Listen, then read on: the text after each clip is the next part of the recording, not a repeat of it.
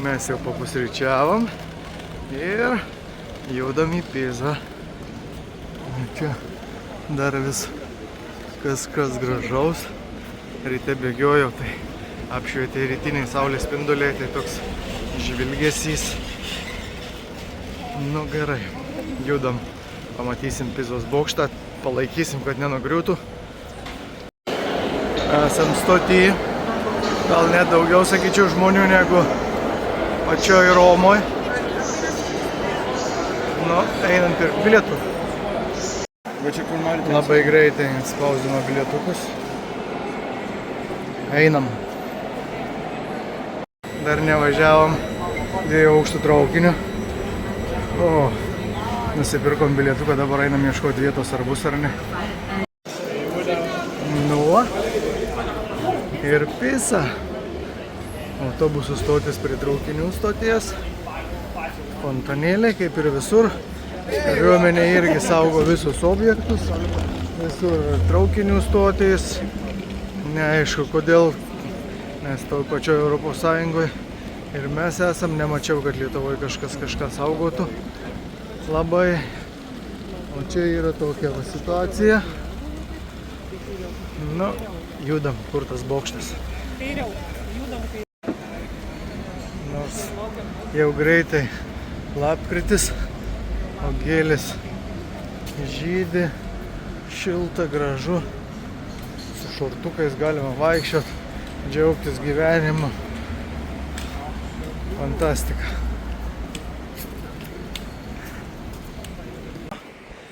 Piza tokia biški švaresnė už Florenciją. Aišku, ir turistų mažiau, dėl to gal švariau yra. Ta pati upė Arnas teka ir Florencijoje. Čia Pizoje mes jau 700 metrų nuo traukinių stoties, labai nedaug liko ir tuoj pamatysim katedrą ir Pizos bokštą. Na štai mes jau visai prie pat Pizos bokšto ir stebuklų aikštės, kaip jie vadina. Ja, Miracle. Piza toks kaip čiut mažesnis už Šiaulius miestelis. Eisim, pažiūrėsim pagrindinį turistų lankomą vietą, Pizos bokštą. Gal pavyks ir pasikelti, jeigu bilietų dar bus. Nu, prašau, Pizos bokštas. Turistai iš visų pusių apėję. Bokštas pasviręs nuo savo aušies 4%. Statytas prieš 1000 metų. Ir beveik 200 metų vis po kelis aukštus statė, paskutinis pastatė Tomašas Pizas ir dėl to pavadino Pizos bokšto. Aišku, čia jį ir palaido, čia buvo ir rastas jisai po to bokšto. Dabar jau bokštas įtvirtintas pilnai ir jau jisai turėtų stovėti ne mažiau 200 metų dar ir nepasvirt. Sutvirtintas. Visas einam pažiūrėti, einam pažiūrėti. Bokštas atrodo daug daugiau pasviręs negu 4%. Kai žiūri realiai, gal per video vėl taip nesimato, bet iš tikrųjų tai atrodo tikrai tuoj nugrius. Nors aišku, jis ir turėjo jau nugriūti, jeigu būtų šiek tiek aukštesnis, buvo paskaičiuota, kad jis galėjo labai greitai nugriūti. Bet štai stovi dar vis. Na, žiūrėkim pasižiūrėti į katedrą. Einam į vidų. Apžiūrėsim katedrą.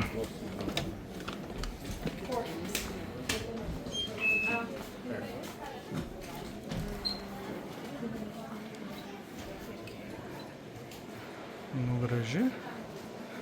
graži, gal iš išorės ne tiek, bet viduje tai labai gražu. Labai man patinka, kai auksinės lubos tokios. Ojej.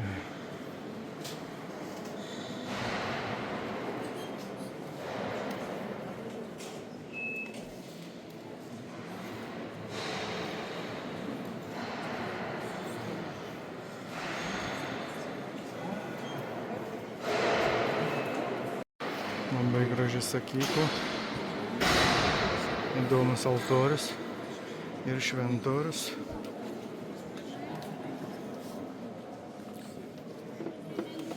Nu, judam link krikštyklos dabar. Galima bus palyginti su Florencijos krikštykla. Ar gražu, ar kur gražiau. Nu, prašau. Pizos krikštykla. Nu, nežinau, greičiausiai Florencijos tikrai gražesnė. Aišku, galima džiaugtis, kad tokia krikštykla buvo pastatyta tais laikais, ko šiais laikais mes pastoviai nieko neturim. Žiūrėkime į senovės laikų kapines. O, tai buvo laidojami senovėje. Tokie kapai. Nu, gan įdomiai. Karstai kokie. Kiekvienas valdovas turėjo savo. Greičiausiai kažkas buvo palaidotas sienose.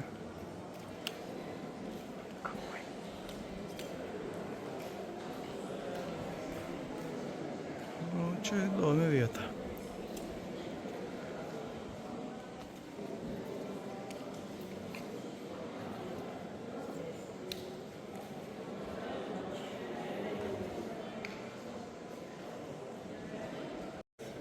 Kapinių piešiniai siekia beveik 1000 metų. Čia kaip ir viskas kūrėsi aplinkui prie katedros. Tokie įdomus čia giliais prisiminimais tų laikų, kas vyko išpiešta. Įdomu, kad buvo pavaizduota kepami žmonės per iešmą. Velniai visokie. Labai įdomu. Čia tikrai istorijos faktai užrašyti, nupiešti. Va, mūsų eilė. 1 valandą tiek žmonių įleis tą bokštą pasikelt. Šį kartą nedaug, 264 laipteliai. Tai čia vieni juokai. Na, pagaliau pridavėm viską. Ir judėsim. Bet čia jau ruošia liftą turbūt pastatyti. Tai viršų vidus tuščias. Ir pasirodo, šito bokšto yra daugiau po žemė negu virš žemės. Ir vis tiek jisai pakrypęs. Sveria 14 000 tonų. Jau lipant atrodo, kad kreivai lipam. Kažkoks pasvirimas. Bet nieko. Galva svarbu neapsisuktų pilnai, tai bus viskas gerai tada. Matosi ir laiptai pagal pasvirimo kampą nuginti taip. Lipi kreivas toks. O, jau esam virš katedros. O, gražiai. Ir palipimas į paskutinį aukštą. Vingiuotas, išmintas. Sunkus jau matyt buvo. O čia jau pati varpinė. Varpai čia skamba. Galima bus užeiti į vidų, pasižiūrėti vėliau. Katedra jau čia jau virš katedros bokštų ir virš šventyklos. Nu, gražu.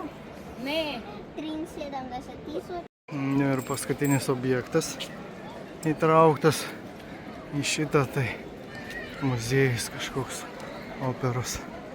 Pasižiūrėkime. Tokios durys buvo padarytas 1179 metais. Po 800 metų aš gimiau. Nu ką, sėdėm prie tos Pizos bokšto. Užsisakė maistelio biškutį. Siauriukas barstosi. Tortellini, Tortellini, ravioli. ravioli. O aš dar nieko neturiu, bet tuoj atneš. Viskas bus gerai. Svarbu vaizdas nuostabus.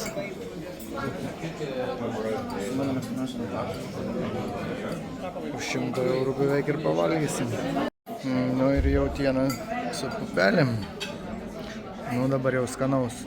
Kaip tie makaronai? Geri. Ravioli. Skaniai.